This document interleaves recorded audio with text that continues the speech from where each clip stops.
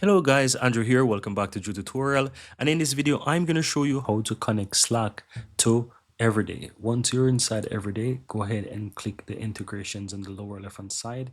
Then click on available and you want to search for Slack. You can also scroll down and search for it, but I'm just going to search by typing Slack and click on it. Then from here, it will ask you to connect to Slack. So you want to go ahead and click on connect. Then from here, scroll down to the bottom, click and allow. You want to ensure that everything is selected. So you want to select, for example, the channel as well. And I'm going to go ahead and just choose the person and the channel or whatever it is.